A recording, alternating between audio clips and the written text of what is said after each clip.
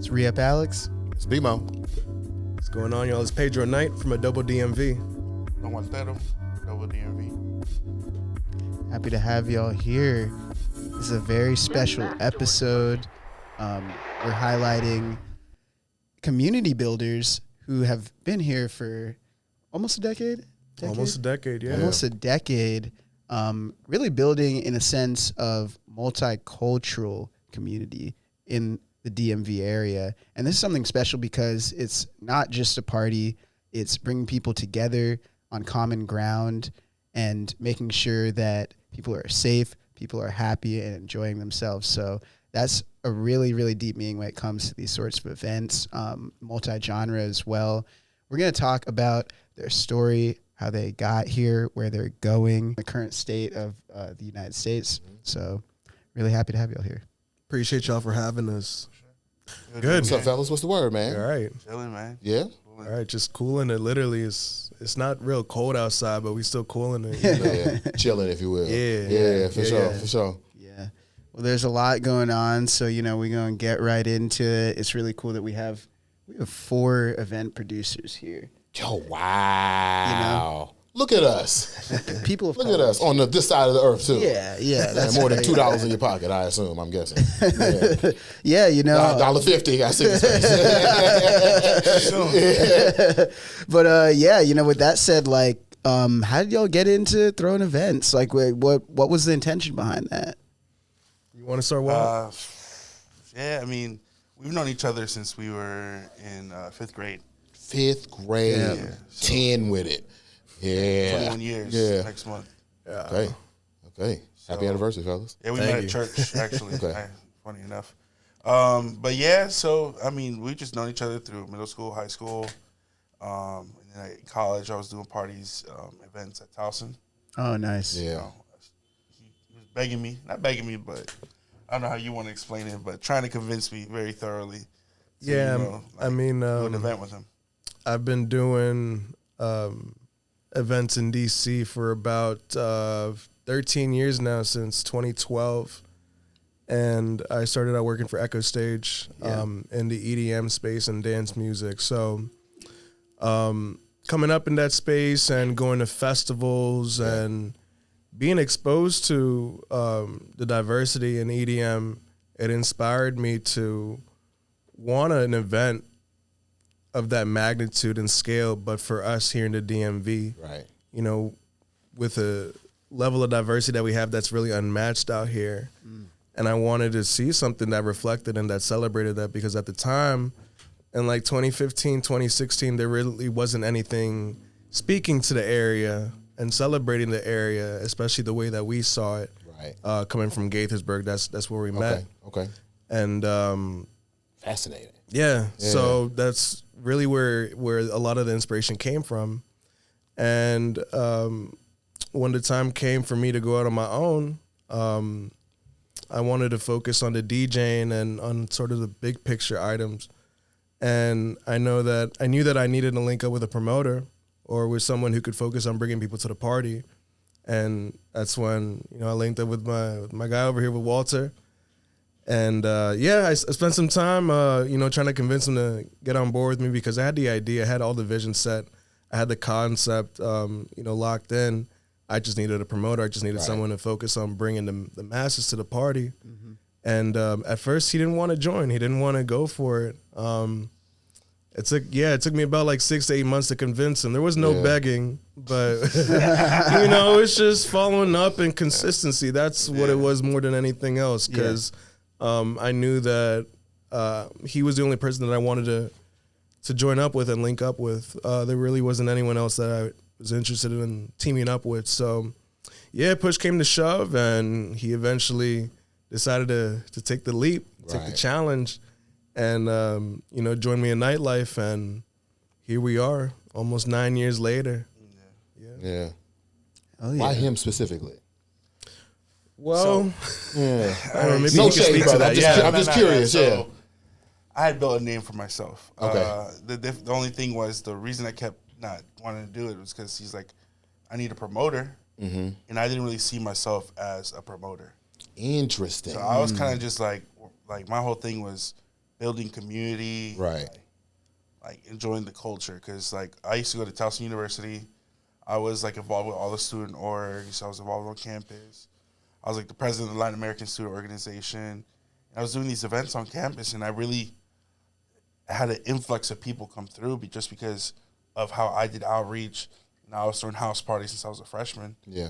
Because like I was supposed to go to WVU, and last minute went to Towson, so I couldn't get housing. Okay. So I had an apartment. Oh, okay. You're So the man. I ran up the numbers. Yeah. You know, anybody needs somewhere to drink, somewhere to smoke, fuck the dorms, just come through. Look, Yeah. yeah, right. And, you know, and I would I would do a whole bunch of shit like selling jungle juice. I would hustle people in pool. Like people just knew me on campus. Yeah. You know, like I just Okay. always, and always with an army of shorties.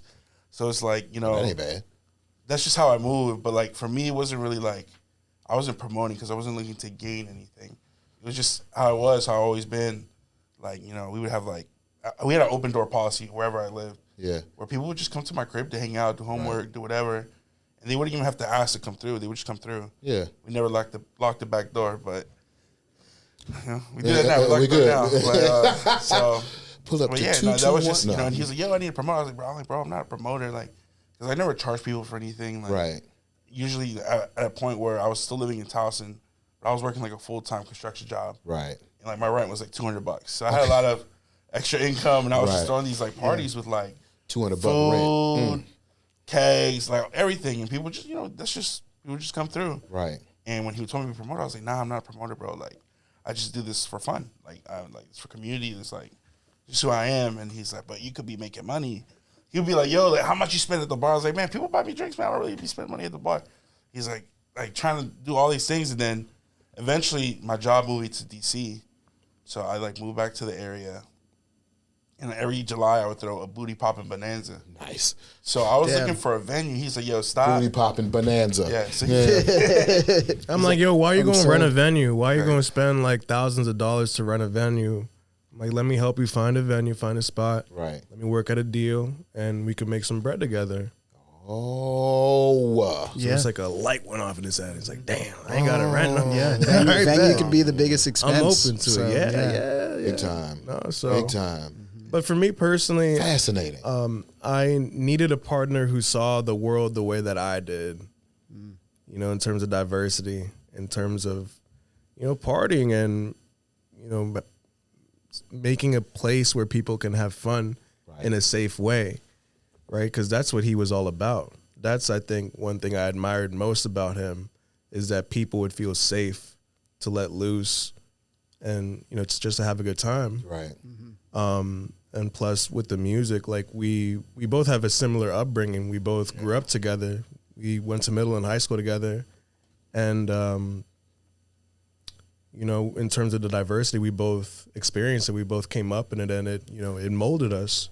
So that was very important to me to have someone as my partner in this business who had similar morals and values and a worldview than me.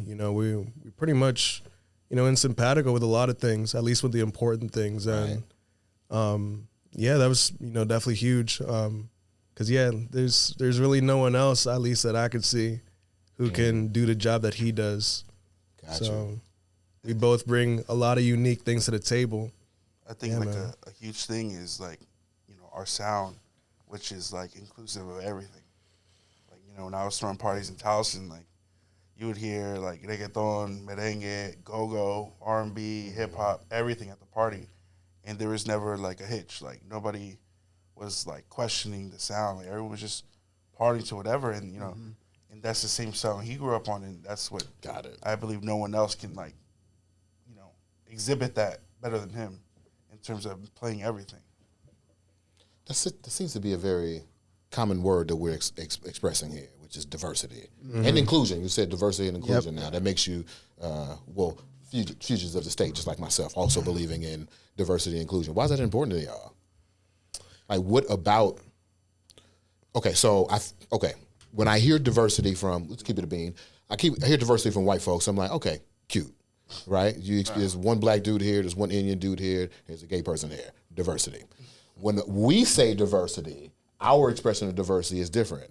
there is a dude from Virginia here, there's a dude from the hood here, there's a dude from Maryland here, the dude who graduated college, dude who didn't graduate college. That's what I hear when he says diversity. What do y'all mean when you say diversity? Let's define that. I mean, there's so many different ways you could break it down, right? Break it down. We got time. I mean, today there's gender, right? There's different ways of people identifying and expressing themselves in that way. There's ethnicity. There's where we all come from. Right. But it's also, where we're born at. And that's a part of our identity. Like me, I was born in Maryland in Gaithersburg, but I'm Nicaraguan. That's where my entire family's from. I wasn't born there, but that's what I am. That's what you're from. Yeah, right. That's what I am. But there's also class. Class is a big one. In this country, we don't really have a middle class no more. There's really just the 1%, and there's kind of like the rest of us, fighting for the rest of the scraps. So that's a big one as well. But, also in terms of education level, in terms of religion, so we really, really are about diversity and making sure that everybody's included, as long as they're down with that mission, as long as they're down, to fight for immigrants, to fight for, our black brothers and sisters in the LGBTQ community. And for a lot of things that we stand for today, I really believe that diversity is a strength. It's not a weakness. Right. There's so much that you can gain from having different perspectives in any situation, really. You limit yourself by only having a certain group of people. Right. In charge of a government or running a podcast. Yeah. Or anything in between. So for us, it's everything. Because at the end of the day, we are one species, and there's a whole lot more that we have in common than what separates us. Right. And I firmly believe that. I firmly believe that the majority of people, we're just trying to be peaceful, trying to take care of our own and provide for our families. Right. Yeah. And, besides that, I think there's just a lot of noise. And as much as we like to focus and celebrate diversity, we also try to emphasize that, at the end of the day, we're all on the same team. We're all, in this together. And, we just want to provide a better future for our children. Like I'm, in my 30s now, so is he. And that's more where we're at now. We're more like, how are we gonna leave things behind for the next people who come up, for the next generation? So diversity, it definitely informs us of that. Growing up in Gaithersburg, with people from all over the world, from Africa, from the Caribbean, from the Middle East, Asia, it's made us so rich in diversity and being able to understand other people, right, and being able to communicate with other people and empathize with other people. With us, we came up listening to dance hall, right, and to go-go and R&B and hip hop, but also staying rooted in our heritage with the bachata, with the merengue, the salsa, the reggaeton, and embracing, songs and music from all around the world. Because that's what we came up with in Gaithersburg, and that's what happened in the DMV. It's what's happening right now, a lot of cultural crossover all over in Moco, PG County, right here in D.C., Nova. It's something special, and I feel like the world got to know about it. Yeah. So are there genres that y'all focus on as Adobo, or is... I mean, it's really, we don't really focus on genre. We really focus on really region. We really focus on music from Central and South America, the Caribbean, Africa, and anything that's valid here in D.C., Maryland, Virginia. So hip hop, R&B, go-go. We be doing Jersey Club, Baltimore Club, Philly Club. And, now we have people from the Middle East pulling up, people from Asia pulling up. So, I'll be playing music from that region and just trying to show love to everybody. And that has been one of the things that we're most proud of, that people can feel included. Because me being Nicaraguan, one thing that I always, I hated it at the club when the DJ or the MC would start showing love to different countries. Right. And they never mention Nicaragua, bro. Never. So I'm like, son, when I do a party, I'm making sure that I'm showing love to countries like Nicaragua. Yeah. You know, that don't really get that love, that don't really get that appreciation and that attention. I'm gonna make sure that that they feel seen and heard. And that's one thing that people really, really enjoy, you know, hearing their country or hearing their town or city or being shouted out on the mic in front of thousands of people at Nationals Park. Yeah. It's special, man. Yeah, man. When I think about, like, what you just said, that reminds me of Go-Go. When I listen to those old Go-Go tapes, Backyard Band. Oh, yeah. New Impressions, T.O.B. You hear them in clubs being like, shout out Northwest, shout out Southwest, shout out Mount Pleasant, shout out Pookie, her birthday today, right? So it's like you're embedding that within something that's going to last forever. We're keeping that tradition alive, that call and response. Yeah, Yeah, very much so. Yeah, a lot of the subsections of underground music don't really understand that.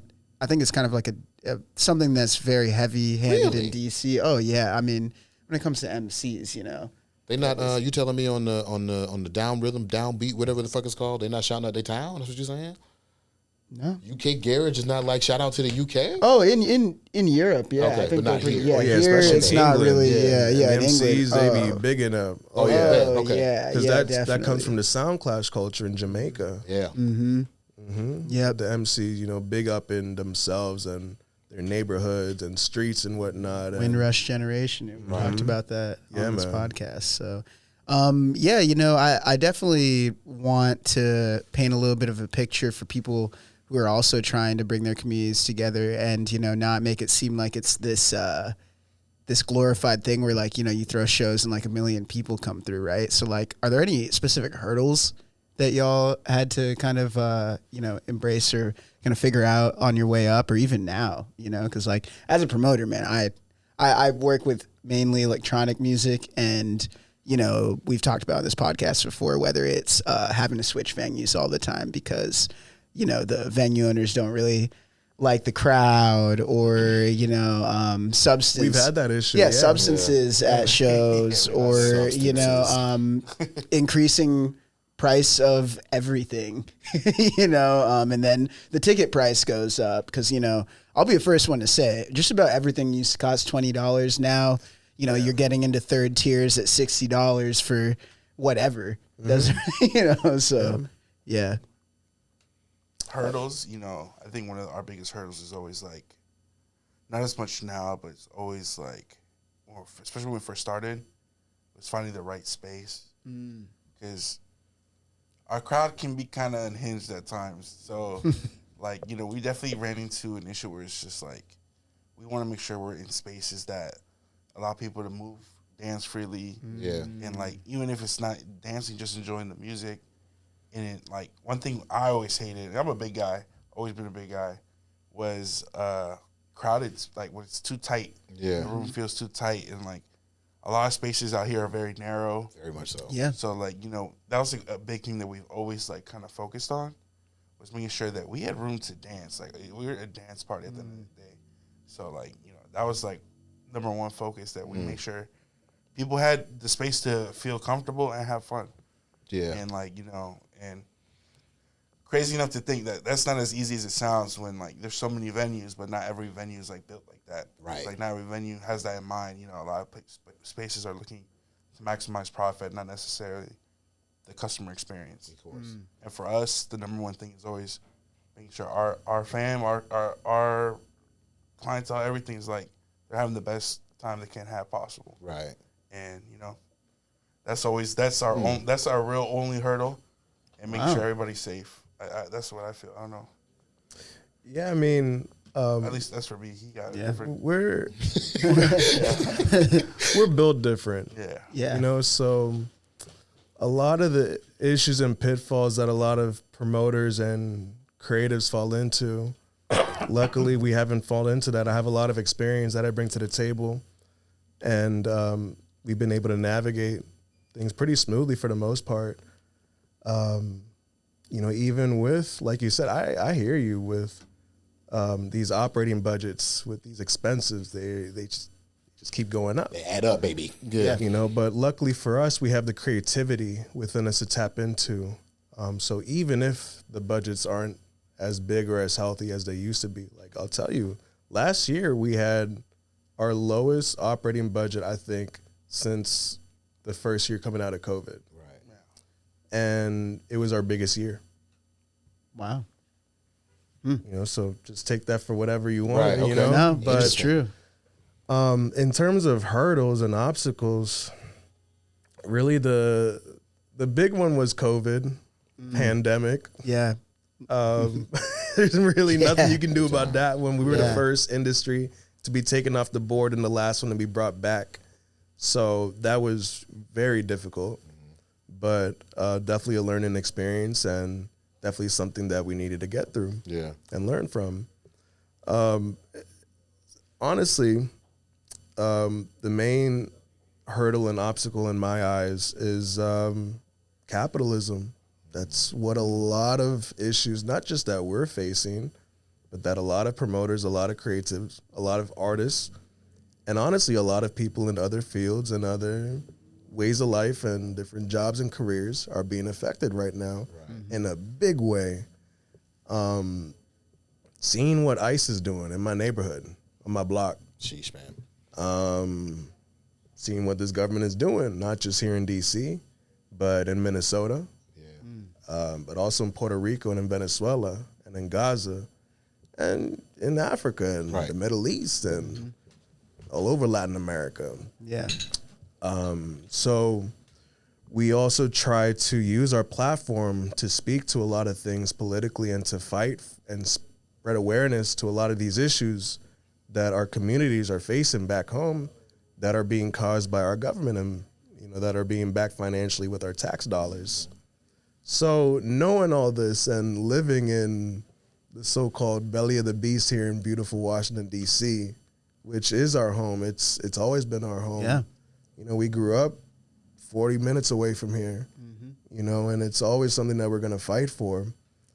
But, you know, especially right now in 2026 with Trump in office, that's probably one of our biggest obstacles facing, especially right now when basic rights and freedoms are being attacked. Right. Freedom of expression, the big one. And I love the First Amendment, man. I love the fact that I could talk my shit right now. Yeah. And that someone's going to see this and take something from it, hopefully. Yeah, and you've traveled, so you know, like, no matter how much you hate on America, that is a big thing. You go other places, you really can't say anything you want. Yeah. You might get, you know, so you know, it's for me, it's always about pushing that boundary, you know, and taking it as far as it can. Right. Because right now they're really trying to reel it in and limit our speech and limit what certain people can say. Because we are censored, you know, maybe not to a real extent as other countries, but, you know, you do got to be careful with what you say in certain places. That is true. You still got to speak truth to power. And that's what we're all about here. And that's the important thing at the end of the day, because life ain't just about a party. You know, we learned that a long time ago. There's a whole lot going on. And that's part of the reason why we only do things once a month. We don't do weekly parties. Right. You know, we don't want to distract people. We want to celebrate people. We want to celebrate humanity. And we're not trying to, you know, just keep people distracted and keep people, you know, disengaged from what's real and from what's actually happening, especially here today in 2026. Like now, like, you know, the chickens are coming home to roost. Like we're seeing it here, you know, at home. Yeah. Like, man, like, the heart goes out to everybody in Minnesota, like, for real, because, they're trying to make an example out of Minnesota right now, and it's crazy to see it. Like, I didn't think I would see any of this. You know, I'll be honest with you, like, growing up in this country, I didn't think it would get this bad. It would be this real. Definitely. It's crazy how history repeats itself. Even history didn't happen that long ago. Like, you know, we all remember George Floyd protests. I don't really Ferguson, man. Yeah, I just don't really completely like 10 years ago, believe that this is all happening in, like, you know, the same exact place as the epicenter of something 4 blocks away. Yeah, 4 blocks away from George Floyd, which I unfortunately think that I wouldn't say this needed to happen, but there needed to be something that pushed a little harder, because there's still so many people who are, not even doing the bare minimum of sharing information or things that are happening. That like me, I live in Richmond, Virginia, so I'm actually in a bubble. These things don't completely affect me at this exact moment unless I go to the outskirts of town.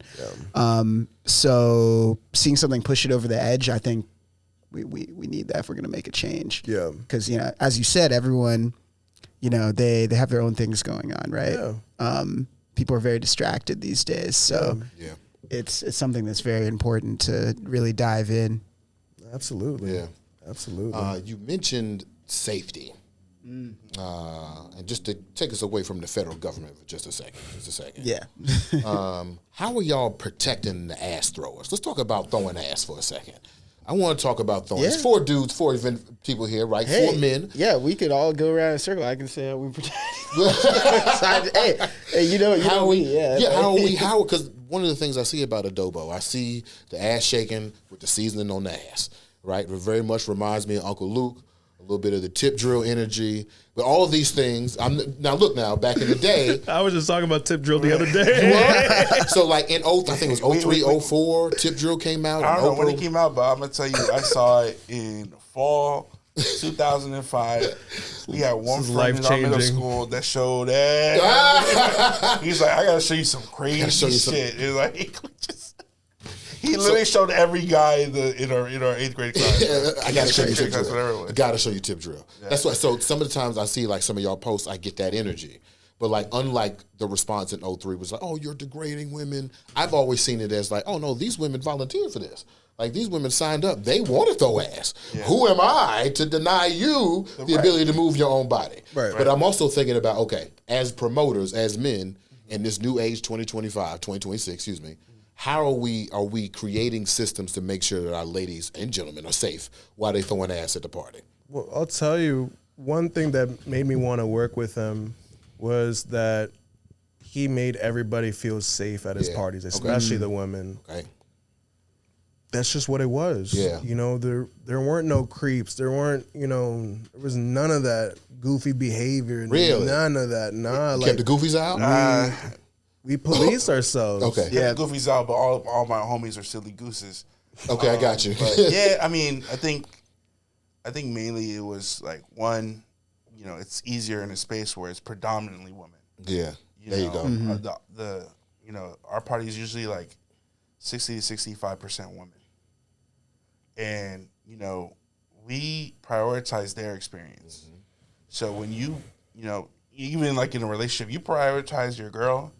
She's gonna feel a lot better, right? So she's gonna feel a lot more comfortable, and like that's what we do. Like we focus on their experience, and then everything will, back in college, the men come secondary. I never invited a guy to my party. I never invited any guys to my party, because why? They're gonna show up regardless. Somebody got to pay for the alcohol. Yeah.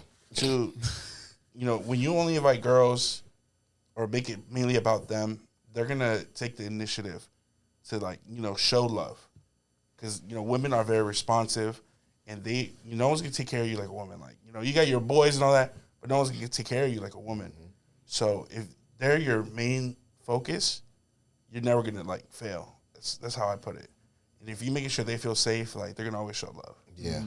And I'll tell you, as a DJ, I play for the women. If the women are moving around, if they're dancing, everything else will work out. Right. Mm. But for us also, we're hell-bent on safety. We're hell-bent on making sure that we're partnering with the right venues, with the right security that's going to provide that safe space so that people can express themselves. And also, we've been doing Adobo for 8 years now.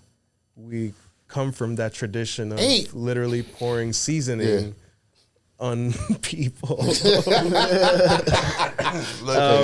We don't use seasoning no more. We use glitter. But that energy is still very much there where it's not focused on this hyper individualism where, I hear this happen at other parties or, across the country and across the world where people are afraid to dance like no one's watching because you could end up on a video clip and that video that content could follow you forever, and people are afraid of that, more and more afraid of that today, and I get it. But with us, it's really just about having fun. Right.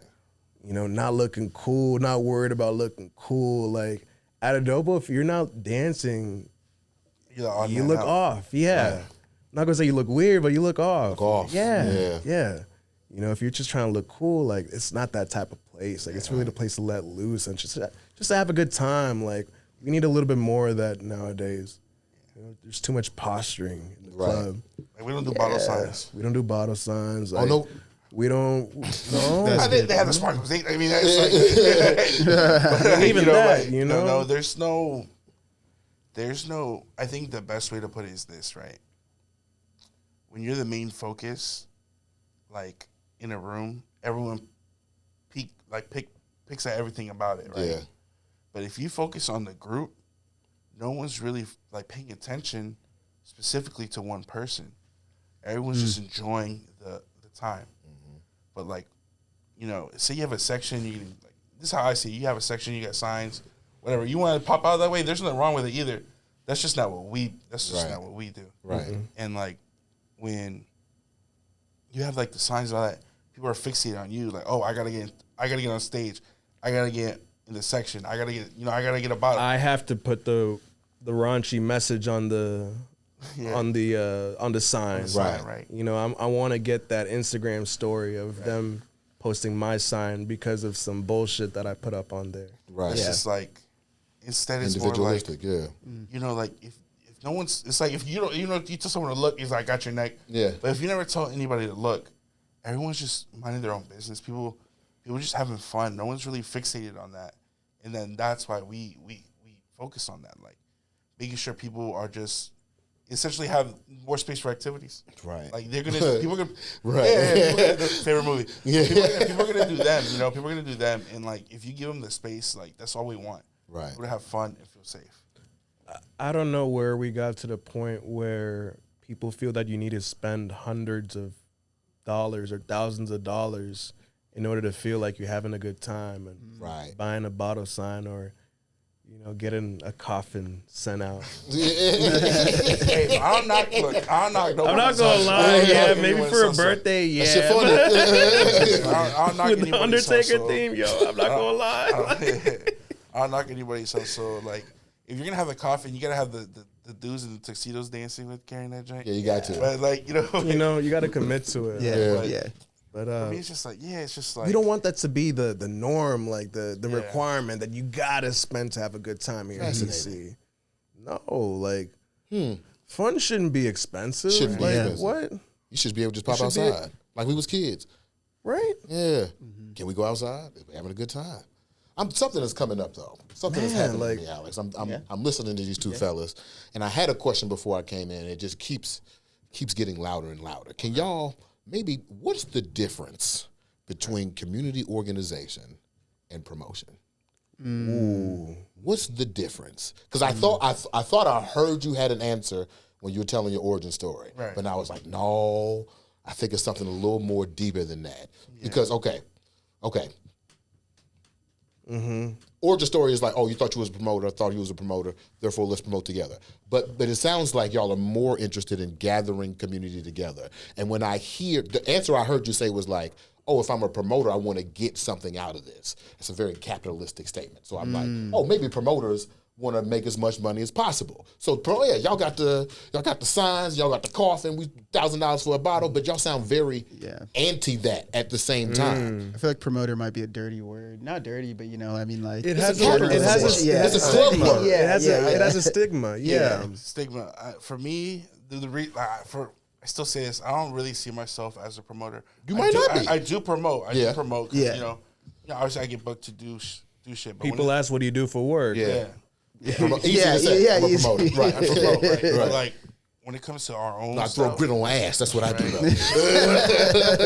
Promoting diversity. That's right. Connoisseur. But it's just the difference for me is like, if you were to, have y'all been to our party yet? No, right? I've been to the one at by the stadium. Yeah, I went to That's a Park? bullpen. Yeah. Yeah. That's Park or Bullpen. A while ago. Bullpen. Okay, A yeah. long okay. time ago, though. I haven't. We haven't been there in what, almost 2 years Almost now. 2 years, So yeah. I don't go outside no more, fellas. Yeah, I it's just a told him myself. I just told him myself. it's cool. It's cool. I It's do. cool. I It's do. cool. You know, especially when you work in, you know, in the same spaces. Yeah. It's hard to pull up on the homies. Mm-hmm. But the way I see it is this: like my title on the flyer is host, right? Gotcha. When you go to a party at the club and you see a host, Yeah. what do you expect to see that person doing? They on the Yeah, mic. talking on the mic. Moving the Getting party around. getting the crowd hyped. I'm thinking Fat Man Scoop. Like I want you in the middle of the Yeah, track. yeah, I want There's definitely you to levels make to it. me move. Yeah, there's definitely levels to it. Yeah. But Maybe that's yeah. an MC. So it's a little different. Yeah. He's more of like the traditional like party host. Like I'm in the crowd, like I'm like Oh. Like a house I'll party, go you section know? to section and like drink with everybody. Like I'll like walk It's like around. a I'll be house at the party, you know, door, You're like a host. exactly. Oh, yeah. I like that. host, I like- like that. And the thing about in our culture, when you're a host, what's the main focus? For mean, example, The I'll give you a- hospitality. exactly. Yeah. For example, when you serve food and you're a host, I eat last. Right. I make sure everybody got what they want. Right. I make sure everybody else is good before I even worry about my own meal. Yep. So that's how I view it. I'm making sure everybody's having a good time before I even focus about me, because Yeah. I'm the one that invited you to the space. So why would I prioritize me having a bottle before everybody, me being the main focus? Nah, it's about everybody. It's about y'all. Y'all took the time out of y'all day to come show us love. Right. So the whole time you're here, I'm going to show you love. Right. That's just how I see it. That's the difference for me. Because some people will promote, they don't even pull up to their party until peak. I'm there Some before people don't show up at all. I'll be the first person to pull up. Obviously, besides bar staff and all that. Yeah. I'll be the first person from our team to pull up, and I'll be the last one to leave. Right. You know, because that's a host. Yeah. Yeah. That's somebody who's involved in their own party. You know what I'm Right. saying? And that's the difference between me, because like the other side is easy. I've done the other side. You know, like I've played both sides of that, and I'm gonna always prefer the host side. Right. You know, that's just how I see it. For me, the way I see it, community organization is the vehicle, Yeah. and promotion is like the transmission of the car. Okay. Right. So it's just a part of it. Yeah. But there's a whole other parts of organizing the community. That's right. What we're trying to do That's right. right now, we want to organize our community to be more politically engaged, to be more aware of what's happening in the world. Right. How do we do that? What's one way that we do it? Well, is by promoting the fact that we have the funnest party in the United States, and that people have more fun at our party than anywhere else in DC. And yeah, we also Stand on our morals. stand on our morals, and we Yeah. fight for our communities. And we say fuck ICE. Yeah, we do. And we big up ourselves, and we big up those in our community and those who pull up on us and show support to us. Right. So promotion is just one card in the deck that we can play. Yeah. You know? Yeah. It's just No, I part of feel our what you're saying, bag. though. You know, Yeah, the yeah. bag is a lot bigger than just promoting. Right. Because a lot of people promote, like he said, but not a lot of people can organize and mobilize their communities, which is what we're working on and focusing more on now and prioritizing that. Yeah. What you think, Alex? Promotion and community. We've had this conversation a couple times Yeah. on pod. What's the difference between developing a community and basically like promoting a party? We were kind of touching on it earlier where, you know, throwing one show a month in that intention so you don't, you know, distract people too much. But then when you, and I might be paraphrasing that, but when you get down to it, it's like you have the power to bring people to a space. Yeah. Right?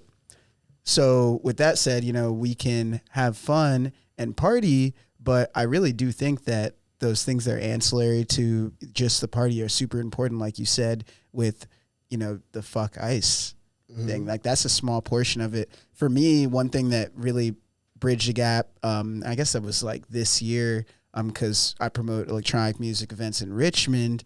And well, I won't even say promote. We throw electronic music events in Richmond. we started doing other things like, river cleanups because we, Yeah. you know what I mean? Yeah. And the reasoning, a big reasoning behind it though was He used because to do that. That's why he yeah, because we were honestly thinking, we're like, man, PTSD just now. yeah. These shows are great, but like to be honest, I would say a good percentage of people are going for the music because we are very like music focused and we're very hyper specific about our genres. Like we're more within the underground bass music community, and we're like people are having fun at our shows and enjoying music, but they're partying. They're getting drunk, they're doing XYZ. So why don't we take this community and make a little bit of a space where you don't do any substances or any... It doesn't even have to be about a party. I mean, I got to big up some of the homies from across DC and across the country where they are organizing their communities to do other things that have nothing to do with parties. Like they're doing like run clubs. Focusing on fitness. And I think Great Energy Group, shout out Polo, shout out G. They be doing golf down by the wharf. They be having just free golf lessons for the homies and for the community, which is to me is dope. DJ lessons. We did Narcan. There's so much you can do. Yeah, there's so many ways that you can engage your community. It doesn't have to be just with a party. People are they're learning how to make food, and there's people are protesting. It's beautiful to see, and we need more of that. So shout out to all my people. Like something different. They're constantly doing a lot of different things here in DC. And naturally, I mean, right. I think a big one is it doesn't even have to be like charitable things or even educational. At the end of the day, I think the biggest problem with throwing a party and bringing community together is it's hard to talk to others at a show. Absolutely. So that was a big reason why we wanted to do things that were outside. It's like, maybe at the afters you might be able to have a full conversation, but creating those events outside of it gets you a chance to actually like really, really connect on a deeper level with these people you've been like dancing around with and enjoying drinks. Where it's not just about networking, it's about connection. Connection. People be pitching at the network joint. I can't throw ass. What do you do for work? How you doing? You all right? Like, what's going on with you? How's your mom? That's what I'd rather talk about. You going anywhere this year? Like, got any plans, travel plans? I don't know. Right. There's so many things that I'd rather talk about than. What was your last KPI? Especially out here, man. Jesus. God bless everybody, but. I have been seeing that because we have a pretty deep government presence here, and there's a lot of money in DC. But I will say a lot of the people like y'all have been bringing this culture into this city, and eventually those people who might be transplants, might just be here for the bag, they might meet some cool people who might change their mind, and they might get really interested in this subculture. And it's been happening, and it's a double-edged sword because then you have some of the bigger venues building multiple venues because there's a bag to be made now that's not really as underground as it was last year, right? Because we're switching those people over to our side, which is great, and we need to do that. And we're open to everyone, but it's a double-edged sword. It's a double-edged sword. You don't want it to get out of hand, right? You want it to be sustainable. You just don't want to run it up on everybody and make it so that it's inaccessible, and especially to electronic music, dance music. Like I said, that's where I come from. That's where Plur. That's what informs. You spent a lot of time with Echo Stage, right? Oh Echo Stage, Moonrise. Yeah. Moonrise. Yeah. Oh wow. You all right, dog? What you looking at? Nah, that's see over there? I saw a little cloud bubble. That's just I haven't heard that in a while. Yeah, where we're seeing it. We're seeing dance culture being almost being well, it is definitely being commercialized, but it's being exploited. We'll talk about that. How's it being exploited? Would you say? I mean, we could probably do a whole other podcast on that. But I mean, my main, I guess, gripe with it is that dance music has never truly embraced what it is. And what it is black music. It was black folks who created house music and techno. And a lot of people don't know that. Yeah. So if you don't know where something is from, how are you going to know where the hell to take it? Ooh. And I think that's a big reason why we find ourselves in this situation today, where the vast majority of DJs in that space are white males. That's what it is. Yeah. You can have whatever thoughts you want on that. The way I see it, it's gone the way that jazz has gone, where it's a black art form. It's sacred to me, but now it's seen as like this. It's something else. Right. Same with rock and roll. Rock and roll isn't really seen primarily as black music. We see it in Latin music. Reggaeton, it was made by Jamaicans and Panamanians, brought over to Puerto Rico. I did not know that. I mean, reggaeton comes from dancehall. You find Daddy Yankee in 95, 96, he sounds straight up raga, you know. He's saying bumbuckle. Really? Oh, bro. Daddy He's Yankee? doing, I didn't know that. Yeah. bro, yeah, Wow. big raga. Yeah. Big raga, yeah, crazy. And I mean, we're talking about, this is like Bronx in 1971. They have nothing else to go off of. They're just rhyming over disco beats. Like, these guys were just rhyming in Spanish over dancehall. That's what it was. Yeah. That makes sense. Salsa, you know, a lot of our genres were created by black folks, by indigenous people, and they've been co-opted, you know, by certain people, certain interests, and now it's been whitewashed. Now, if you look at reggaeton, you know, a lot of it's just white people who speak Spanish. Right. That's what it is. That's the reality of it. So for us, it's important to know and to recognize where our music and our culture comes from, because, I feel like things are kind of lost. Right. Yeah. We're seeing it in hip hop today. Oh, yeah. And, I mean, look at Post Malone. Post Malone 10 years ago, he was singing congratulations. Now, Ran off. he's at the Grand Ole Opry. Yeah. Wild. Yeah. It's truly wild, but that's just one case. And that's just what we've seen, you know, over the past 10 years. Hip hop is it's over 50 years old. Yeah. Yeah. 55 years old, something like that. So, you know, it's been happening. But for us, it's important to keep it real and to keep things grounded in reality and in history and in truth. So that's why we'll always fight for that. Right. Yeah. We're always going to keep that perspective. Yeah. If you don't tell the stories, those things can get lost, especially when the younger generation, as they, you know, get in.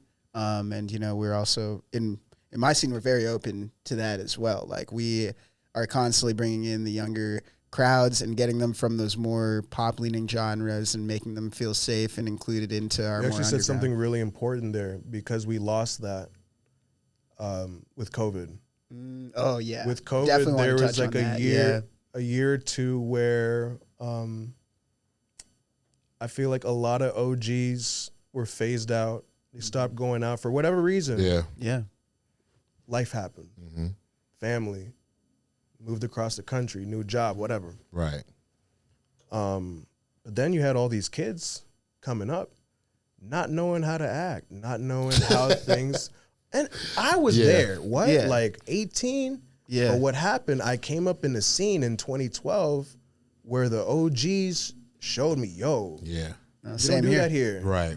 We don't do that here. Same. Yeah. Yeah. Same. Yeah. Yeah. Yo, like, tighten up. Like, Yeah. Yeah. This ain't gonna work. Yeah. Exactly. You know, that you're checked. Yeah. That's what I remember. And in Oh, COVID, yeah. we lost that for a little while. And I don't know if we truly picked it back up. Oh, it's never gonna. Well, it isn't the same. I can't say it's never gonna be the same. Yeah. I will not. I can't say on that one. But yeah, it hasn't been the same since. I think it's because a core. You know, if you're doing what COVID was 2019, 2020 to like 2022, 2023, maybe 2020 to 2021, but yeah, but it you know, the effects, Yes, I would say, yeah. yeah. So let's give it 2-3 years between that span of time. It's like if you're 21, you know, to 24, 25, like those are pivotal moments Formative of your years. yeah, like Formative years. that's a lot of development there. And it even comes to like social cues, how others are treated, like you know, the internet, everything went online, so it's like people don't really have as much of a value for in-person connection then from that era, from what I've seen. And it's not even a value. It's like they didn't get the full picture like we were graced with. Yeah. You know? And the individualism is just like exploded. I'll tell you, where people aren't prioritizing the communal experience no more. They're just prioritizing their own self-joy and satisfaction. And I'll tell you, the main indicator that I've seen of that is people using these to make song requests. Yeah. You know, put song requests into. It's a good joke. It's funny, like, but not the song request. Just saying random things. That did not exist before COVID. That did not exist. I promise you. That's uncouth. I promise you. I did not. I've been DJing since 2012, 2010. Yeah. Professionally since 2017. Right. That wasn't a thing. No. Yeah. I promise you, before COVID, if you were like trying to flag it down a DJ with a message on your phone, like you might have gotten kicked out. Honestly, like, that's how ridiculous you look. Like, what are you doing? That's crazy. What are you doing? I remember like going to Marvin and seeing people scared to, well, not scared, but not pressed to go up to the DJ because they recognized that they were doing a job. Right. Yeah. And a little more let them reverence. cook. Yeah. Marvin's have like a sticker. Yeah, like no $100 request for a song. Like that, you know? And now I see it every week. Yeah, honestly, that's crazy. People treat society like it's like Spotify or something. Like, yeah, well, it's just like, it's just instant gratification. Yeah, that's just what we've grown. That's what we're accustomed to. Where, all right, I'm hungry. Boom, it's going to be here in an hour. Yeah, right. DoorDash, whatever I want to eat. Anything. Yeah. Anything. Oh, I want to watch a movie. I can stream it right now. I got it. I want to listen to this song. Boom, it's right there. Yeah. I need that. I whatever. Yeah. I can have it today. 4 hours. 4 hours. I have it right now. Like, that's what we're used to, and that has permeated into everything. Fascinating. And especially nightlife, where we're seeing people and they're doing it in different ways. You know, he mentioned with the bottles. That's one way that people do it. People think, oh, because I paid, you know, Pedro. I bought a bottle $500-$600 for a bottle of Dawn that I could get down at the store for $50. Yes. Now you feel entitled. People buy two bottles, they think their name is on the deed of the building. Now you feel I paid rent. Well, you did pay rent though, so I don't know. You got 2 bottles, you paid rent. Yeah. But that's what people are accustomed to. People think, oh, I could pay to play. If I pay enough money, I could influence. Yeah. Oh, yeah. That's crazy. I can move things. Yeah. It's a real thing. Especially on the nights where, like, it's a night where it's not necessarily always your usual crowd, but like everyone's out. Yeah. Your holiday weekend. Oh yeah, July 4th type shit. Yeah. Your Halloweens, your New Year's. You get, excuse me, you get those assholes. Yeah. Call them clowns. We call them clowns. Clowns, right? That thing just asshole's cool. Yeah. Spend a certain amount, or they are willing to spend an extra amount. They can do anything or get away with anything. We have people that be like, yo, because like on stage, only like if you're not on the actual team, only if you're a shorty are you allowed on stage. Of course. Because we're not going to like allow random dudes on stage and we don't know who they are. Random dudes? Yeah, exactly. No, exactly. We'll have Why are you trying to be a baddie in the booth? I don't know. I will never understand that. I will never understand that. Every time. It happens almost every event where it's just one guy's like who are you, sir? Yo, can I come up on stage? I'm like, who are you? No. No. And he's like, yo, but I got a bottle. I'll buy another bottle. I'm Congratulations. Like, no. Congratulations. Yeah. Like, I'm not thirsty. What does that do? Like, right. I'm like, it's crazy. And it's like it's a thing. It's it's always been a thing, especially out here in DC, where it's an American thing. I hear it all across the country. Comfort is always just like, bottle service culture.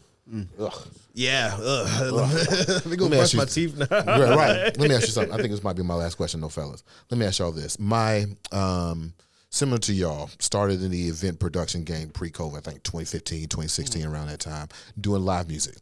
So we did Marvin's. We used the first four Marvin's. Rest in If you were peace, curious, Marvin's. that was us. Rest in right? peace. R.I.P. to Marvin's, man. So my homegirl from back in the days, artist I used to Street, manage, she texts me and she's like, yo, I think we have a problem. And I'm like, yo, what's good? She texts me a chat GPT message that she got from another person who's trying to start their own event. They've gone into ChatGPT. They've put in, I want to party like Adobo. I wanted to have outputs like the Re-Up podcast, and I want to do it in a candle shop, and I want to have an open mic. Put that in ChatGPT, spits out an event. That girl then sends that event to artists, and now they have a show. So similar to a conversation we had yesterday, what I'm finding is that the tools to accessibility for the things that we do, free, wide open. Anybody can use them. Anybody can prompt it. But I'm wondering to y'all, does that accessibility think we'll have like a renaissance of better and new events, or is this trouble? Not with AI. Not with AI? I think with AI, it's all trouble. I mean, AI has no soul. It can't cry. It can't laugh. It can't feel what it's like to hold a newborn baby. Right. It hasn't had its heart broken.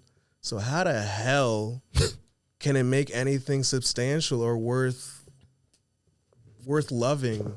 Yeah. I don't think it's worthy of love. It can't feel anything. That's fascinating. It doesn't think. Yeah. It's a parasite on like a big- everything that we do. We do as humans. Yeah. It's just feeding off of what we do. It doesn't think for itself. No. Anyone who believes that is living in a fairy tale.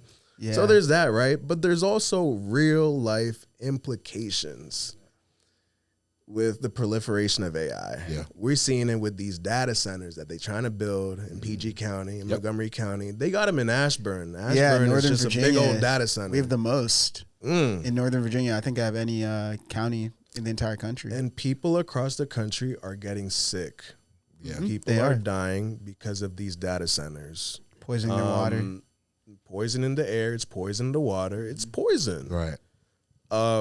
You also have the financial aspect. It's making things more expensive. Electricity costs. Yeah. We're going to be the ones paying for Meta, Twitter. I ain't calling it X. Right. It's Yeah. Twitter. Twitter. Your mama call it Twitter. I'm going to call it Twitter. All right? All these big open AI, they all want to build these data centers. For what? To make people sick? Yeah. And it's like, what is it really for? For slop? Yeah. So I could see, like, I don't know, Donald Trump and Maduro playing cards or something. Like, Yeah. I think it's just a tool for uncreative people. Like, yo, sue me, but Right. that's what I think. I think it's just a crush for people who aren't creative. Yeah. Yeah. So you can like- get And that it's it's Photoshop. a waste of Yeah. money, and we're killing the planet for what? For slop. for non-creative people. For non-creativity. Yeah. It's not art. It's slop. There's not a better way to describe that. So yeah, I mean, in terms of access, like I don't really see it. I see it's a fraud. It's just It's not even real access. it's not even real. Yeah. Like it's a scheme. Yeah. Well, taking the AI part out of your question and just making it like there is access to how you throw an event, and it's out there, right? Well, you said ChatGPT, so I was like, said that's where they ChatGPT. messed up. Yeah, You yeah, should've yeah. talked- No, but I see what that you're event- saying. If you want that joint- misinformation, come talk to me. I got you. Yeah, Like, I'm open knowledge too, but it's like don't let ChatGPT misinform me. I got I can you. lie to you. all Don't right? worry about it. yeah, For free. If you And did that's the have, thing. Just real quick, like they get people hooked on it for free. I'm charging. oh yeah, And then, you want to do that? You Yeah. want to unlock this feature? it's but you gotta expensive. pay. Because I mean, we talk about AI all the time You on want this the goods. podcast, and we have. I think we've come to a point where it's like it's a tool. Yeah.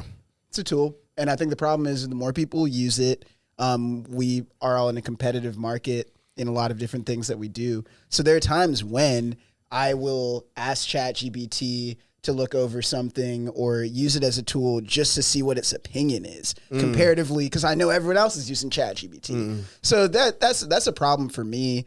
That it's making us dumber. It is. It's making us dumber. People aren't thinking for themselves. We're not thinking critically. Mm-hmm. Like, man. No, it's crazy. I knew it was messed up when Shorty told me once that this dude wrote her an apology via ChatGPT. Wow. That's crazy. So he ain't like you at all. What's going on? Yeah, like, no. What are we? We're not losing recipes. Like, we're losing DNA. Oh, Like, yeah. this is dire. I know people who ask What? their like they ask a lot of dating questions about their relationship on ChatGPT and have entire bro. I'm like, back in my I think I know what was going wrong. Back in my day, all my friends just asked me whether they're supposed to DM. Yeah. I'm responsible for a lot of relationships, Hell yeah. Kids. marriages, Right. divorces, and then. But like, the way I see it is like this: it's like using these tools like AI, ChatGPT, to like get a finished product in comparison to somebody who's doing it completely organically from experience. It's like the way I see it is like it's like cooking a steak in a microwave. Yeah. Who's gonna cook. really Yeah. like it? Who's gonna eat that shit? Not me. Yeah, you can Who's gonna wanna consume it, but like, exactly. Yeah. are you nurtured off of that? Are you getting like real sustenance off of that? I think that's the difference, right? Yeah, we made a point on episode 31 where we were talking about AI with art and visual art, and we were basically saying that, or I was saying actually, that I think with AI, it's pumping out this art, XYZ, everyone's using it for art, and over time, I really think that authentic artists who are not using any AI, their art's going to become fine art. It's going to be like McDonald's versus Ruth Chris. You know what I'm saying? Because like you said, you can't take that personality out of it. You can't take that intention out of it. It's art. It's supposed to make people feel something. You can make something that they could look at. It might check a few boxes. Right. Yeah. But it's not going to have that soul not to moving. it. There's Right. literally no way. Yeah. There's literally no way. Especially in a world where, art is so subjective. Yeah. Plus, I hope that people get, more hip to it. But I think that people are pretty good at spotting AI and not. It's getting more and more difficult. It's half and though. half. The Yeah. harder it is. Yeah. It's getting better. I'm Yeah. seeing like I think Google Gemini, Yeah. like they had a big update recently, and it's just gonna get better. Yeah. Unfortunately, with the more people use it, the more it's normalized. Everybody's using it. Why can't I use it? That's a Yeah. I don't know. I personally don't think that way. Right. I'm more of a contrarian. I'm more of like, I see everybody going that way. I'm gonna go this way. go Yeah. this way. Yeah. See what's good over here. Right. Yeah. I like what you said about the money aspect behind it, because they really do get you with the free, and then the more It's like stuff drugs. you do. Yeah. Oh, I got you. No, don't worry about it. It's on me. Yeah, it's on me. It's on me. I was using ChatGPT for a I thought you were project. going to say drugs. Sorry. I was using ChatGPT for a project, and it was crazy. Yeah, like where you pass over this barrier and the pricing gets crazy. Like, and it'll take your information like hostage to get you to pay. It'll be like, if you don't pay this, you're gonna lose everything that you just did, and to get it back, you have to pay this subscription. Once I saw People that, are I was drug like, dealers. I'm sorry. This literally sounds like that's like a hostile takeover it right there, man. Like, sounds like a bank or it's like, kind of wild. sounds It's like- kind of wild. It's a loan shark. It is right. Yo, right. it's a loan shark. Get you hooked, and then you're like, I have to. I'm gonna figure Need it out. it, right? Because you've. How are you gonna do groceries? You was asking ChatGPT To make your grocery list, How you right. gonna Yeah. do groceries Yeah. That's now? crazy. Yeah, But that's what people are falling into. I mean, it's a lot. I be reading about people falling into relationship with ChatGPT. I seen this woman in Japan. She divorced her real life fiance. Honestly, dude had to have been an asshole for this, right? Mm-hmm. She left him for an AI chatbot. Married the chatbot. Marry the chatbot? They put a ring on it and everything. Yo, that's No, crazy. It's scary. Oh, yeah. It scares Well. me, and especially having to second guess what we see. Right. Pictures. Now it's videos. Yeah. man, like I remember when the internet was confined to a single room. We had the computer room. Yeah, you had to go to the internet. You had to go to the internet. You couldn't carry it with you. No. Yeah. No. I remember that, and I miss it. I know that we're never gonna get it back, but I don't like where we're at with it. I don't like where we're at and what it's doing to creativity and what it's doing to humanity. I think it's I think it's a cancer. Yeah, it's crazy. Like you go, like you're on Twitter, or someone will tweet something, and they ask Grok. Like Google is the same amount of effort. Yeah. It's not, But now if you go to Google, now it's asking the AI, and you can't turn it off. Yeah. They're working so hard to normalize it, to make it seem like, oh, we can't function without it. When we've been functioning perfectly fine for hundreds of thousands of years. Just fine. Yeah. Just fine. Just fine. Yo, I actually want to know your opinion on a very hot job right now. I don't think we've talked about this. Is AI training. Oh my God. So this is crazy because like I've had a lot of people, especially musicians, because they tell me they're like, hey, you need to get into AI training because you can make a lot of money and it doesn't take that much time. And you can still do your art, you know what I mean? Like you could do that on the side and, you know, do your art as your full-time thing. But what AI training essentially is, you would think it would be like, you know, training AI to do something like very hyper-specific. But if you look at the job descriptions, it has just about every position and thing from like a server or a host to an artist manager to a composer to everything. It's a parasite. It wants to learn you as just answer much questions. as it wants. You just answer about questions That's what it all means. day about your job. I'm sorry, I just saw Mission Impossible like yesterday, No, so for real. I'm so hopped up on the entity. I feel you. True. I was watching Casino Royale the other day, and it changed my perspective of life from over here. But yeah, what do you think of that? Because I am not completely against it because I know that it's going to happen anyways, and people are going to do it anyways. So I'm like, why not? But I do understand that it is bad. But it's gonna happen. It's gonna happen. People are gonna genie's fill out those of jobs. the bottle, right? I mean, it could happen, but do you got to participate? Like, word to your point, Pedro, earlier about like, it does feel very like middle school peer pressure right now. Everybody's guessing. We might as well be guessing it too. So that's what it feels like. But we don't have to. We don't have to participate in that. But I guess I hear you, Alex, to a certain point, and even bringing in my homegirl's example, if people are producing events like that, and they're outpacing us intentionally because we're thinking about community and they're thinking about individualistically, how do we compete? How do we keep up? I think it's a slippery slope because trust me, I've heard it. Where, yo, artists, you need to train AI on your art and whatnot, and musicians. Yeah, I don't recommend people do that. all though. this stuff. I recommend them do it for other things. People they're advocating for whatever. Yeah. Right. My thing is, why are we training the very thing that is existential to the future of our careers, right? Yeah. So it's like, why would I train an AI on how to DJ? Why would I do that? Why would I contribute to the devaluation of my career, the degradation of DJing, which is, to me, it's an art form, it's a craft. Right. Why would I just commodify that to like, just to make money? And it's like, how much money are you really making off of that? Like, is it really worth it to sell like the soul of DJing? Or, you know, I'm not trying to, pontificate over here, but that's really true. What it is. It's like you're selling a soul. You're selling your soul or somebody else's soul that, I mean, there's a lot of people training it on music. Yeah, that's crazy. That's crazy. And then we come out with, they use it to make like a tribute to Charlie Kirk. Yeah. Just like, did we really need that? Like, no.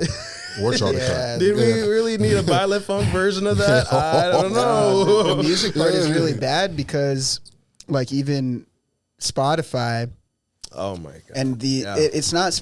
Can't speak on Spotify's behalf, but they're working with record labels that are using AI to make songs, and then they are putting those songs on editorial playlists, and they're making money off of these AI generated artists and music. It's exactly. what are we doing here? Serving the function of just cutting out the middleman, which is the creative. Right. Yeah. And like, it's like getting in line to get your own head chopped off. For real. I don't know. It's like you're a pig and you're taking yourself to the slaughterhouse. Yeah. Right. Yeah. I mean, if they paying you. But it's like, I know, I'm with y'all, but like, you know what I'm saying? At least I got 20 grand to get in line. That's what they saying. But it's like I could see it from some a point. people will of, take that, right? And, They will. And see, that's where I'm so against this hyper individualism, and that's why I will always fight for the collective. I will always fight for collectivism. Yeah. Because people fall into that trap where like I don't want to sign up for mutual aid, or I don't want to sign up for welfare or for Medicaid or Medicare, because I don't want to, reap the benefits from my own investment that I make through taxes. Right, exactly. I don't want to collect on my taxes just because of the way it looks. Right. So I'd rather, I don't know, whore myself out on AI Yeah. Yeah. to make a few bucks just to, I don't know, for pride or, I mean, or word to the whatever, ice whatever bonus. it is. Same- I was same literally thought, bro. about to mention that. It's the same Yeah. thought, bro. Literally Same about to thing. mention that. They paying Same $50K, and all I got to do is ignore people's humanity. Yeah. Fuck it. Fuck, I got, Fuck it. Even if it's my own, even if it's my own humanity. Good. Yeah, something really moving with that I've been seeing is what the Black Panthers are doing against ICE, because they made a really good point about, and they specifically target like Black and brown people who are police. And, and don't get me wrong, I'm sure that there are some police who are trying to, actually help people in certain instances. Get a different job. Yeah, Become a social worker, my guy. No, but they personally are targeting police who are doing bad things in their community, who are people of color, and they are bringing up examples of slave catchers. I saw that. And Chicago. it is such a valid point. It is. Where's it? Philadelphia, I think. Philadelphia. Yeah.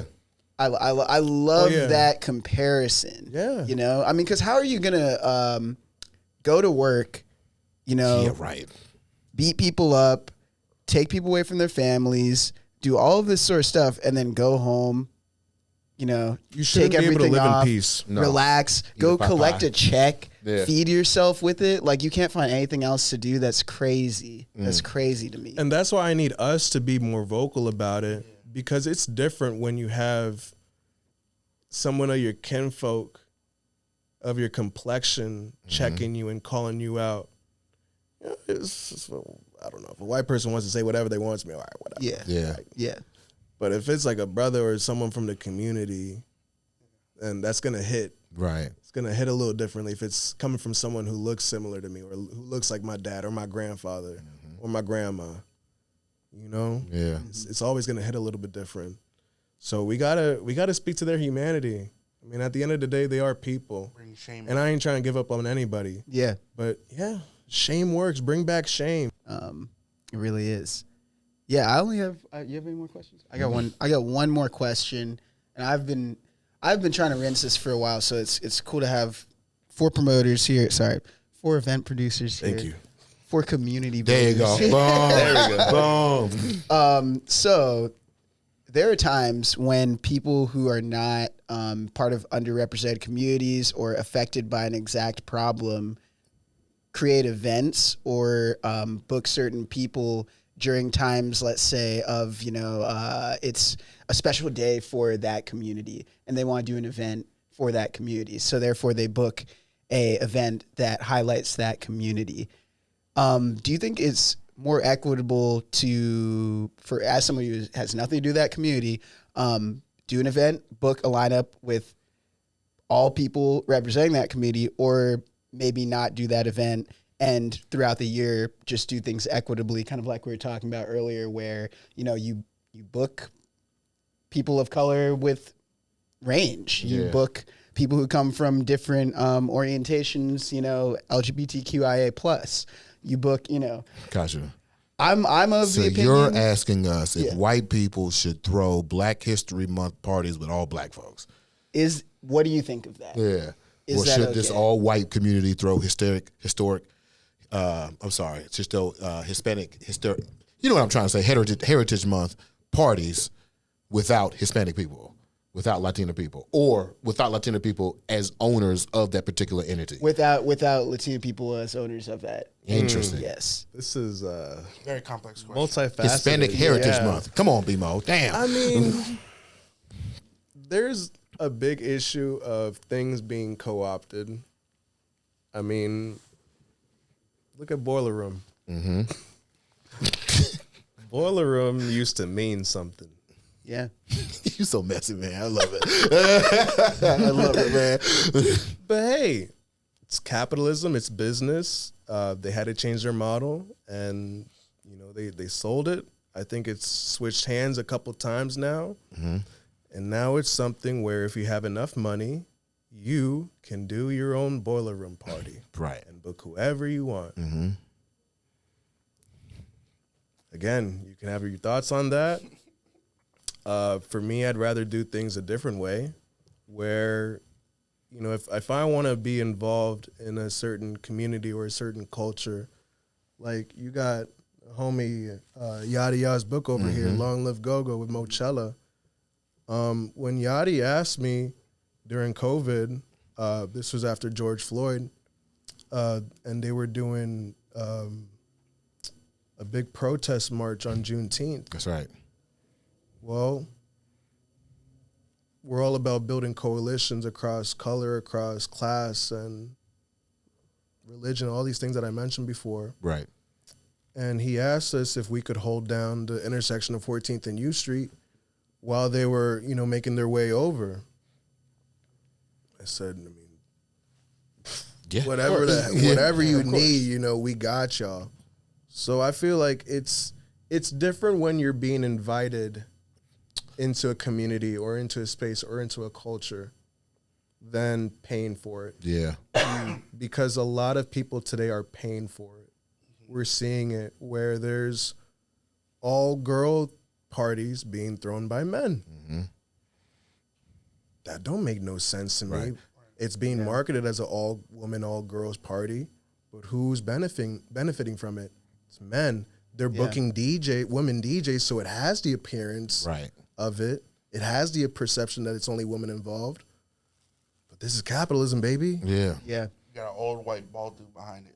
Exactly. Yeah. Exactly. So it's there's so many ways that this can be broken down, but we prefer to go the organic route, and that if we aren't part of that community, yeah. we're gonna wait until we get invited, because we're not gonna benefit for something that we don't actively represent.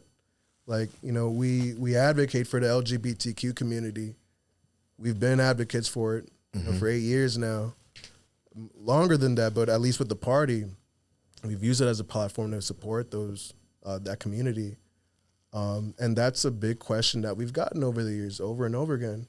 Hey, like, it's Pride Month. Like, are you guys going to do an Adobo Pride Month? And we've always been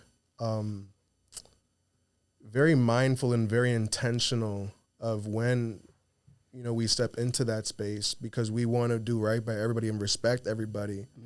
And the only time we did it was when Tokisha, who's one of the biggest artists in our culture, in our community right now, she was going on tour a couple years ago, and it was a tour set to take place during Pride Month. So it was, it was a celebration of Pride, the tour. So you said, you know what? Our crowd has been asking us for years. Let's do it. Yeah. And that was the one Adobo that I didn't DJ. The only Adobo that I didn't DJ was that one. Fascinating. 'Cause Yeah. I booked the homie Von Kiss from LA and the homie Dada Cosmic from New York. Yeah, I remember seeing the flyer for this. Yeah. So that for me, it was like that. This is like the way that it's supposed to be done. Yeah. And we could have gone further with it. We could have, raised money for, a nice organization who's doing real substantial work in the community. And, that's more like how we try to operate. We try to wait until we're invited and that we can participate and collaborate and benefit that community, just so we ain't just running up a bag off of off of an identity. Like, that's never been our game. Like, Right. we want to celebrate and uplift people, not exploit people, not exploit communities. you know? Yeah. I think the guys throwing the all girls show, that's a big, because I don't make the rules, the community makes the rules. So I'm happy to hear that people are on the same page with those sorts of things. I'm lucky enough that I'm part of a collective where we have, queer folk, we got white people, and we got a black person. Yeah. So we can do a lot of things. Yeah. It's like we. Oh God. No, it's true though. Yeah. Like I am lucky enough that I have a collective that has diverse backgrounds because we have a little more flexibility there. Yeah. But not everyone has that, and I do appreciate the sentiment of like when it comes from the right intention. Really, try like as that promoter example, like trying to do what you think is right, but there is a way to do it where you have the blessing. Right. That blessing is so important, because you don't know how that affected community actually feels. Yeah. You will never know how that affected community feels. I will never know how y'all feel with the ICE presence. I'll never actually know that. Well, fuck ICE. But you know what I mean? Even with that, I'll never actually know because I'm not, So I'm following y'all's lead.